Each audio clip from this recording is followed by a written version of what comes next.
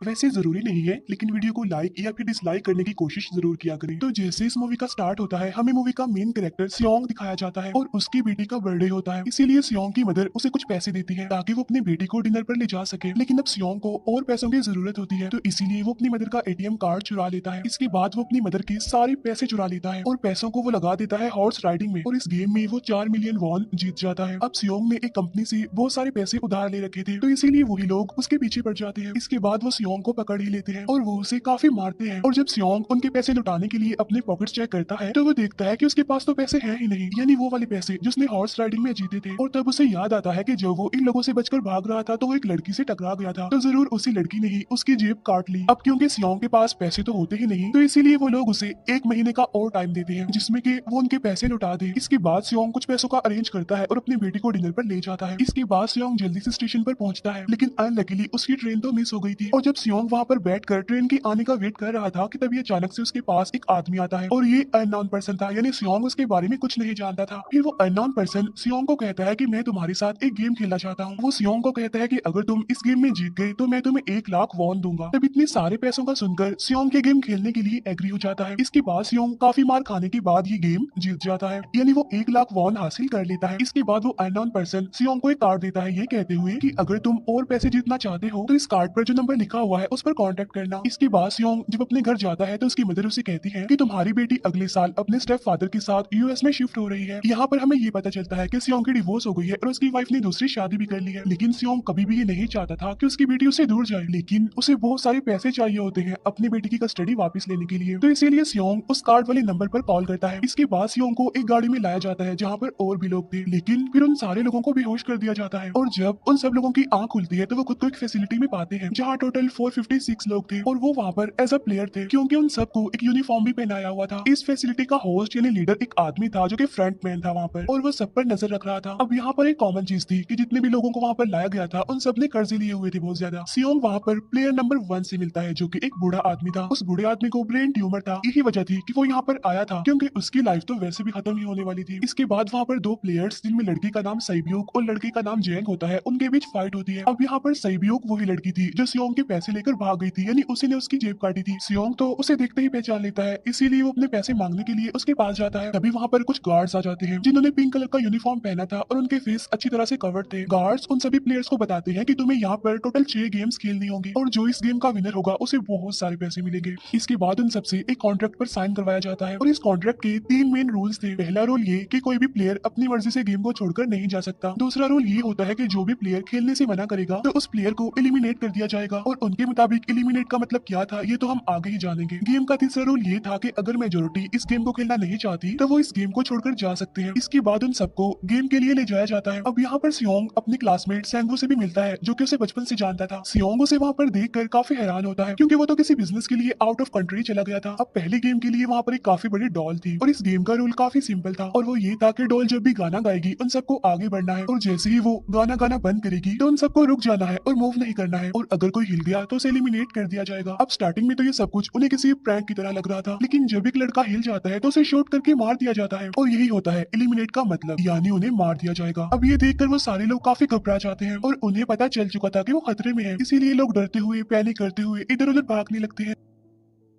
लेकिन अब क्योंकि गेम का रूल था इसीलिए जो जो भी हिलता है उसे मार दिया जाता है, और जितने भी सर्वाइवर होते हैं वो किसी न किसी तरह इस गेम को कंप्लीट कर ही लेते हैं। लेकिन जो लोग मर जाते हैं उनकी डेड बॉडीज को वहां से ले जाया जाता है, और अब 456 प्लेयर्स में से सिर्फ 255 ही रह गए थे। अब क्योंकि वो सारे प्लेयर्स इतना ज्यादा डर जाते हैं कि अब कोई भी गेम खेलना नहीं चाहता था। लेकिन जैसा कि रूल नंबर 3 था कि अगर मेजोरिटी चाहे तो वो ये गेम स्किप कर सकती है, तो इसीलिए उनका लीडर यानी फ्रंटमैन वोटिंग करवाता है। लेकिन इससे पहले उन्हें प्राइज मनी दिखाई जाती है, यानी जो विनर को मिलेगी। लेकिन इन केस अगर कोई गेम को छोड़कर चला जाएगा तो ये सारे पैसे मरे हुए प्लेयर्स की फैमिलीज को मिल जाएंगे, और ये price money total 45 billion won होती है। इसके बाद वोटिंग करवाई जाती है जिसमें मेजोरिटी इस गेम को खेलना नहीं चाहती थी, तो इसीलिए गेम को यहीं पर स्टॉप कर दिया जाता है। लेकिन अगर कभी फ्यूचर में वो लोग चाहें तो इस गेम को रिज्वाइन कर सकते हैं। इसके बाद सभी लोगों को उनके घरों पर छोड़ दिया जाता है। नेक्स्ट डे सियोंग पुलिस स्टेशन जाता है और वहाँ पर वो पुलिस को सारी बात बता देता है, लेकिन उन लोगों को सियोंग की बातों पर यकीन नहीं होता और उल्टा वो लोग उसे पागल समझने लग जाते हैं। इसके बाद सियोंग उन्हें वही वाला कार्ड दिखाता है, लेकिन हैरान कर देने वाली बात तो ये है कि उस पर जो नंबर था वो रॉन्ग था। इसके बाद सियोंग जब घर जाता है तो उसकी मदर वहाँ पर नहीं होती। उधर सियोंग का क्लासमेट सेंगू अपनी मदर को छुपकर देख रहा होता है और तभी वहाँ पर सियोंग भी आ जाता है। यहाँ पर सेंगू अपसेट होते हुए सियोंग को बताता है कि मेरे ऊपर 6 बिलियन का कर्ज है। वो बताता है कि मैंने क्लाइंट्स के पैसे लेकर स्टॉक मार्जिन में लगा दिए थे, लेकिन अनलकीली वो सारे पैसे डूब गए। और तभी सियोंग के पास हॉस्पिटल से कॉल आती है। सियोंग की मदर का पाँव काफी इंजर्ड था, लेकिन डायबिटीज का ट्रीटमेंट ना होने की वजह से उनकी चोट और ज्यादा बढ़ गई। तब डॉक्टर सियोंग को बताते हैं कि तुम्हारी मदर का ट्रीटमेंट हो सकता है, लेकिन इसके लिए हमें इनका पाँव काटना होगा। लेकिन इस ऑपरेशन में बहुत सारे पैसे लगने वाले थे, लेकिन जाहिर सी बात है सियोंग के पास इतने पैसे तो होते नहीं। इवन उसने तो अपनी मदर के इंश्योरेंस के पैसे भी उड़ा दिए थे। तब इसीलिए सियोंग पैसे मांगने के लिए अपनी वाइफ के पास जाता है, लेकिन उसकी वाइफ उसे पैसे देने से इनकार कर देती है। फिर उसकी वाइफ अपने हस्बैंड को बताती है कि सियोंग आया था पैसे मांगने के लिए, और तभी उसका हस्बैंड सियोंग को पैसे देने आता है। साथ साथ उसे ये भी कहता है कि मेरी फैमिली से दूर रहो, लेकिन सियोंग उसे मारने लगता है और तभी उसकी बेटी भी वहाँ पर आ जाती है। इसके बाद सियोंग का एक फ्रेंड अपने बॉस के पास पैसे मांगने जाता है, लेकिन उसका बॉस उसे पैसे देने से मना कर देता है। तो इसीलिए उन दोनों के बीच फाइट होने लगती है। इस फाइट के दौरान उसके बॉस का हाथ मशीन में आ जाता है। तो मौके का फायदा उठाकर सियोंग का फ्रेंड पैसे लेकर वहाँ से भाग जाता है। फिर इसके बाद सियोंग का फ्रेंड अपने घर आकर अपनी वाइफ को कहता है कि पहली फ्लाइट लो और जाओ यहाँ से। इसके बाद सईब्यूक एक एजेंट से मिलती है, क्योंकि उसने अपनी मदर को नॉर्थ एरिया से साउथ एरिया में लाना था। सईब्यूक वही लड़की जिसने सियोंग की जेब काटी थी, लेकिन यहाँ अपनी मदर को लाने के लिए सईब्यूक को बहुत सारे पैसों की जरूरत थी। अब सईब्यूक का एक छोटा भाई भी होता है, जिससे उसने प्रॉमिस किया होता है कि मैं मदर को जरूर ले आऊंगी। इसके बाद हमें एक ऑफिसर दिखाया जाता है, और इस ऑफिसर का भाई कुछ टाइम से मिसिंग था, इसीलिए वो ऑफिसर अपने भाई के घर जाता है, जहाँ उसे पता चलता है कि उसका भाई तो पिछले कुछ दिनों से अपने घर पर भी नहीं आया। और जब वो ऑफिसर घर को चेक कर रहा होता है तो उसे एक कार्ड मिलता है वहाँ पर, और इस ऑफिसर ने सेम ऐसा ही कार्ड पुलिस स्टेशन में सियोंग के पास भी देखा था। तो इसीलिए वो ऑफिसर सियोंग के पास जाकर उसे इस बारे में पूछता है, लेकिन सियोंग उसे कुछ नहीं बताता। इसके बाद सियोंग जब अपने घर जाता है तो उसे वो कार्ड दोबारा मिल जाता है वहाँ पर। अब सियोंग डिसाइड करता है कि वो दोबारा से उस गेम को ज्वाइन करेगा, इसीलिए सभी प्लेयर्स को एक शिप के पास ले जाया जाता है। इधर ही वो ऑफिसर भी गाड़ियों का पीछा करते हुए उस शिप तक आ जाता है। वो एक गार्ड को मारकर उसे पानी में फेंक देता है। इसके बाद उन सभी प्लेयर्स को एक आइलैंड पर मौजूद फैसिलिटी में लाया जाता है। अब यहाँ पर उन्हें जरा भी अंदाजा नहीं था कि अगला गेम कौन सा होगा और उसे कैसे खेला जाएगा। इसके बाद वो लोग अपनी अलग अलग टीम्स बना लेते हैं। रात को सईब्यूक और उसकी फीमेल फ्रेंड वॉशरूम जाते हैं। यहाँ पर सईब्यूक गार्ड्स की नजरों से बचते हुए उस फैसिलिटी को एक्सप्लोर करने लगती है। तभी वो देखती है कि गार्ड्स बड़े बड़े बर्तनों में कुछ बना रहे हैं,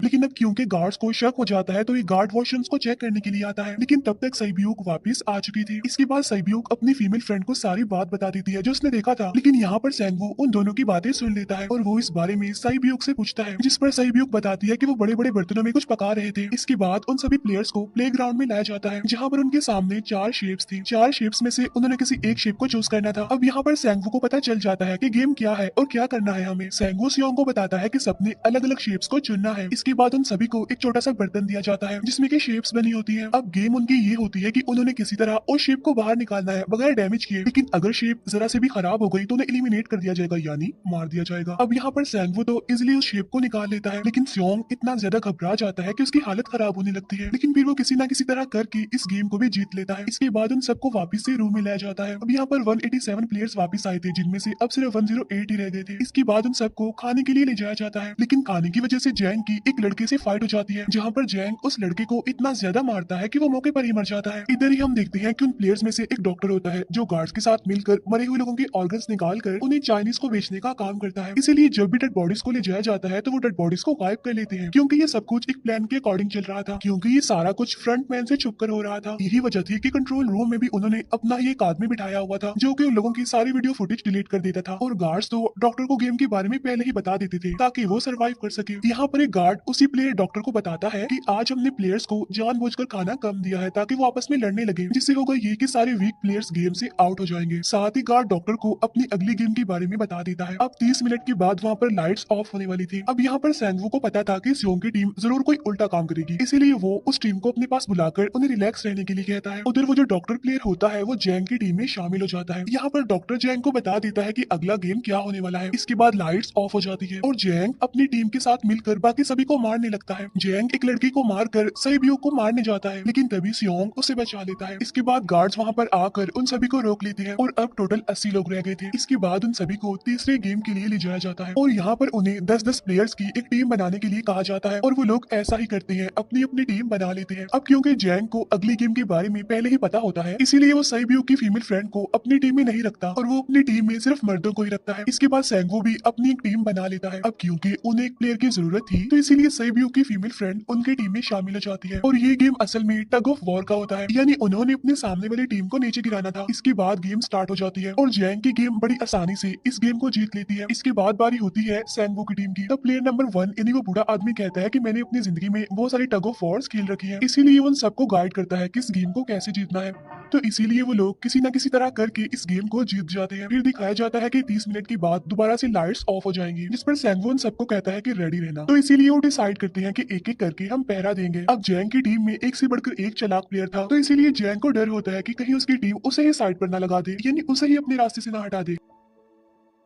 दूसरी तरफ डॉक्टर और गार्ड्स मिलकर डेड बॉडी की ऑर्गन्स निकाल रहे होते हैं और इन ऑर्गन्स को डिलीवर करने जाना था गार्ड नंबर 28 एंड 29। तब वो सभी एक डेड बॉडी के बारे में बातें करने लगती हैं जिसकी सिर्फ एक किडनी थी और वो उसे ज़ॉम्बी कह रहे थे। अब यहाँ पर जो गार्ड नंबर 29 था, यानी जिसने वो ऑर्गन्स डिलीवर करने जाने थे, वो कोई और नहीं बल्कि वो ऑफिसर था जो गार्ड के बेस में वहाँ पर आया था। और ये सब बातें सुनकर उसे शक होता है कि शायद ये लोग मेरे भाई की बात कर रहे हैं, क्योंकि उसकी भी एक ही किडनी थी। इसके बाद नंबर 28 और 29 यानी वो ऑफिसर ऑर्गन्स को डिलीवर करने के लिए चले जाते हैं। रास्ते में वो ऑफिसर नोटिस करता है कि टनल में तो बॉम्ब लगा हुआ है। तब नंबर 28 उसे बताता है कि जब हम यहाँ से बाहर निकलेंगे तो इस जगह को ब्लास्ट कर दिया जाएगा। अब यहाँ पर वो ऑफिसर नंबर 28 से और इन्फॉर्मेशन लेने की कोशिश करता है, इसीलिए नंबर 28 को उस पर डाउट होने लगता है, इसीलिए वो उस ऑफिसर को अपना फेस दिखाने के लिए कहता है। अब यहाँ पर वो ऑफिसर अपना फेस भी दिखा देता है, साथ साथ वो नंबर 28 पर गन पॉइंट भी कर देता है। साथ साथ वो ऑफिसर उससे एक किडनी वाली आदमी के बारे में पूछता है कि वो कौन है जिसे तुम ज़ॉम्बी कहते थे, जिस पर वो नंबर 28 उससे कहता है कि वो तो एक लड़की थी। अब यहाँ पर नंबर 28 उस ऑफिसर को कहता है कि तुम लीडर के रूम में जाकर सारी इन्फॉर्मेशन देख सकते हो, वहाँ पर सबका डाटा है। ये जानने के बाद वो ऑफिसर नंबर 28 को मार डालता है। उधर वो डॉक्टर गार्ड से अगली गेम के बारे में पूछता है, लेकिन इस बार गार्ड्स को भी अगली गेम के बारे में पता नहीं होता। तब इसीलिए डॉक्टर को गुस्सा आ जाता है और वो एक गार्ड को पकड़ लेता है और उनकी फाइट होने लगती है। इसी फाइट में डॉक्टर उस गार्ड को मारकर वहाँ से भाग जाता है। इसके बाद एक गार्ड भी उसका पीछा करता है और वो दोनों प्लेग्राउंड में आ जाते हैं। यहाँ पर गार्ड डॉक्टर को अपनी बातों में फंसाकर उसे मारने वाला होता है, लेकिन तभी लीडर यानी फ्रंटमैन आकर उसे मार डालता है और बाद में वो उस डॉक्टर को भी मार डालते हैं। साथ साथ इन्हीं वहीं पर नंबर 28 की डेड बॉडी भी मिल जाती है, जिससे इन्हें ये पता चल जाता है कि फैसिलिटी में कोई घुस गया है। उधर वो ऑफिसर लीडर यानी फ्रंटमैन के रूम तक पहुंच जाता है। तो वो चेक करते करते एक ऐसे रूम में जाता है जहाँ पर सबके रिकॉर्ड्स थे, और जब वो ऑफिसर रिकॉर्ड चेक कर रहा होता है तो उसे सभी विनर्स की एक लिस्ट मिलती है, जिसमें उसके भाई का भी नाम था, यानी वो भी कभी विनर था। उधर सभी प्लेयर्स को फोर्थ गेम के लिए ले जाया जाता है, जहाँ पर उन सबको अपना अपना पार्टनर चुनने के लिए कहा जाता है, और वो प्लेयर्स करते भी ऐसा ही है, अपना अपना पार्टनर चुन लेते हैं। सही उपयोग की फीमेल फ्रेंड भी अपना पार्टनर ढूंढने की कोशिश करती है, लेकिन कोई भी उसका पार्टनर बनने को तैयार ही नहीं था। इसके बाद सभी प्लेयर्स को 10-10 मार्बल्स दिए जाते हैं। असल में ये गेम ऐसी होती है कि एक प्लेयर को अपने पार्टनर से सारी मार्बल्स लेने होते हैं बगैर कोई जोर जबरदस्ती किए, और जो दूसरा पर्सन होगा यानी जिसके पास मार्बल्स नहीं होंगे उसे मार दिया जाएगा। फिर सैंगवू और सियोंग का फ्रेंड ऑड और इवन का गेम खेलते हैं, जिसमें कि उन्होंने गेस करना था कि सामने वाले के हाथ में कितने मार्बल्स हैं। अब यहाँ पर सियोंग का फ्रेंड सैंगवू के सारे मार्बल्स जीत जाता है, जिसकी वजह से लास्ट में सैंगवू के पास सिर्फ एक ही मार्बल बचता है। अब क्योंकि सैंगवू को पता चल चुका था कि अब वो बच नहीं पाएगा, इसीलिए वो सियोंग के फ्रेंड को अपनी बातों में फंसाकर उसे ये यकीन दिलाता है कि अगर हम में से कोई भी हार गया तो हारे हुए लोगों का मैच दोबारा करवाया जाएगा। अब यहाँ पर सैंगवू धोखे से सियोंग के फ्रेंड के सारे मार्बल्स चेंज कर देता है। इसके बाद सैंगवू मार्बल्स लेकर गार्ड को दे देता है और वहाँ से बाहर चला जाता है, और जब सियोंग का फ्रेंड मार्बल्स चेक करता है तो वहाँ पर पत्थर होते हैं। उधर प्लेयर नंबर 1 यानी उस बूढ़े आदमी की हालत खराब हो रही थी, इसीलिए वो तो इधर उधर घूम रहा था, लेकिन सियोंग किसी तरह उसे खेलने के लिए एग्री कर लेता है। अब यहाँ पर वो दोनों यानी वो बूढ़ा आदमी और सियोंग भी इवन आउट खेलते हैं। अब इनमें से वो बूढ़ा आदमी सियोंग के सारे मार्बल्स जीत जाता है, लेकिन लास्ट राउंड में वो बूढ़ा आदमी भूल जाता है कि उसने क्या चूज किया था। तो यहाँ पर सियोंग उसी बातों में फंसा कर उसके सारे मार्बल्स ले लेता है, लेकिन यकीन मानिए कि वो बूढ़ा आदमी काफी चालाक था। उसने एक मार्बल अपने पास ही रखा हुआ था और वो दोबारा से इधर उधर घूमने लगता है। अब यहाँ पर सियोंग उसे रिक्वेस्ट करता है कि प्लीज मेरे साथ एक और गेम खेलो ना। तब यहाँ पर वो बूढ़ा आदमी कहता है कि मुझे पता है कि तुमने सारे मार्बल्स धोखे से लिए हैं मुझसे। वो कहता है कि मुझे सब पता था, बस मैं पागल बनने की एक्टिंग कर रहा था।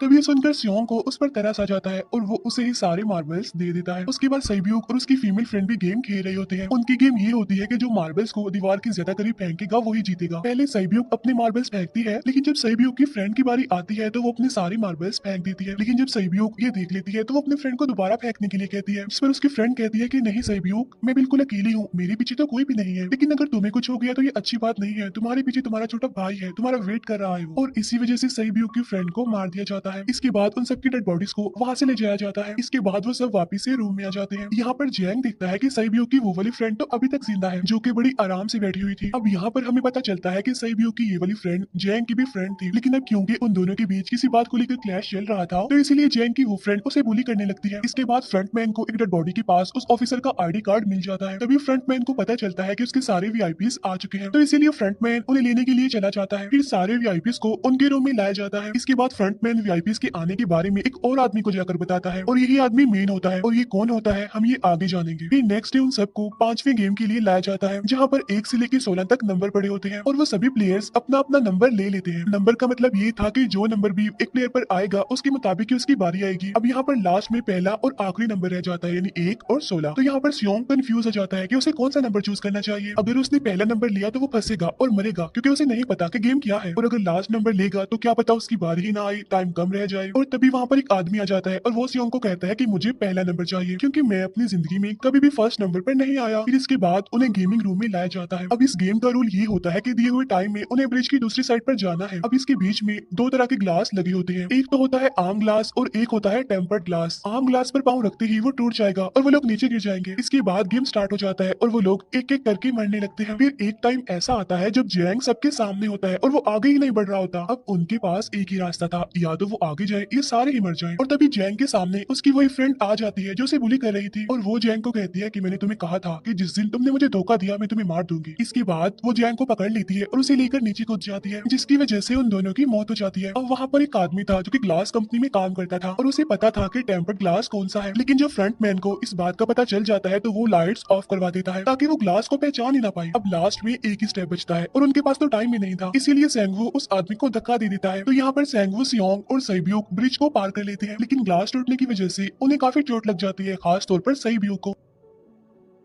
उधर उस ऑफिसर ने एक सर्वेंट को मारकर उसकी जगह खुद ले ली थी। अब एक वीआईपी को उस ऑफिसर पर शक होता है और वो उसे कहता है कि अपना मास्क रिमूव करो, लेकिन वो ऑफिसर कहता है कि ठीक है, लेकिन मैं अंदर जाकर अपना मास्क रिमूव करूंगा। इसके बाद वो ऑफिसर उस वीआईपी को लेकर अंदर चला जाता है। अंदर जाकर वो ऑफिसर उस वीआईपी को बेहोश कर देता है और इस बात का पता फ्रंटमैन को चल जाता है, इसीलिए फ्रंटमैन उसके पीछे जाता है और वो उस ऑफिसर को देख लेता है। इसीलिए वो ऑफिसर वहाँ से भागकर आइलैंड पर आ जाता है। फ्रंटमैन भी उसका पीछा करते हुए वहाँ पर आ जाता है। अब यहाँ पर वो ऑफिसर अपने सीनियर्स को कॉल करने की कोशिश करता है, लेकिन कॉल कट हो जाती है। फिर वो ऑफिसर उन्हें सारे सबूत भेजता है, लेकिन वहाँ पर नेटवर्क नहीं था। इसके बाद फ्रंटमैन ऑफिसर को पकड़ लेता है और उसे उनके साथ चलने के लिए कहता है, लेकिन वो ऑफिसर तो उस फ्रंटमैन पर गोली चला देता है। इसके बाद फ्रंटमैन अपना मास्क उतार देता है, तो वो ऑफिसर देखता है कि वहाँ पर कोई और नहीं बल्कि उसका अपना भाई है वो। इसके बाद ऑफिसर का भाई यानी फ्रंटमैन उसे शूट कर देता है और वो जाकर पानी में गिरता है। उधर ग्लास लगने की वजह से सईब्यू काफी इंजर्ड हो गई थी और उसका बहुत सारा खून भी बह रहा होता है। इसके बाद तीनों सर्वाइवर्स को डिनर के लिए ले जाया जाता है और उनके पास एक एक नाइफ भी रख दिया जाता है, मतलब रात में उन तीनों में से कोई भी एक दूसरे को मार देगा। तभी सियोंग नोटिस करता है कि सईब्यू की हालत काफी खराब है, इसीलिए वो सईब्यू को कहता है कि फिक्र मत करो, हम दोनों साथ हैं और इस गेम में हम दोनों मिलकर सेंगवू को हरा देंगे। इसके बाद हम दोनों यहाँ से बाहर निकल जाएंगे और पैसों को आधा आधा डिवाइड कर लेंगे। सईब्यू उसे बताती है कि मेरा एक छोटा भाई है जिसे मैं ऑर्फनेज में छोड़कर आई हूँ, और अगर हम दोनों में से कोई भी जिंदा बचकर बाहर जाएगा तो उसे उन दोनों की फैमिलीज का ख्याल रखना होगा। अब सईब्यू की हालत काफी खराब थी, उसे डॉक्टर की जरूरत थी, इसीलिए सियोंग कोई मदद लाने के लिए जाता है, लेकिन जब तक वो वापस आता है तब तक सेंगवू सईब्यू को मार चुका था। फिर नेक्स्ट डे उन दोनों को गेम नंबर 6 यानी लास्ट गेम के लिए ले जाया जाता है। गेम का रूल बड़ा ही सिंपल था कि मार दो या मर जाओ, और इस गेम का नाम होता है स्क्विड गेम। इसके बाद गेम स्टार्ट हो जाती है और उन दोनों के बीच काफी फाइट होती है, लेकिन लास्ट में सेंगवू की हालत खराब होने लगती है। तभी सियोंग कहता है कि मैं इस गेम को रोकना चाहता हूँ, और तभी सियोंग सेंगवू को उसके साथ चलने के लिए कहता है, लेकिन सेंगवू तो अपने आप को ही मार डालता है, जिसकी वजह से सियोंग गेम जीत जाता है। फिर फ्रंटमैन सियोंग को कहता है कि तुम बहुत अच्छा खेले, लेकिन मुझे इसकी उम्मीद नहीं थी। इसके बाद सियोंग को उसके घर पर छोड़ दिया जाता है और उसके पास एक एटीएम कार्ड भी था, और जब सियोंग उस एटीएम कार्ड को जाकर चेक करता है तो वो दिखता है कि सारे पैसे उसके अकाउंट में भेज दिए जाते हैं। इसके बाद सियोंग अपने घर जाता है, लेकिन तब तक उसकी मदर की डेथ हो जाती है। इसके बाद हमें 1 साल बाद का सीन दिखाया जाता है,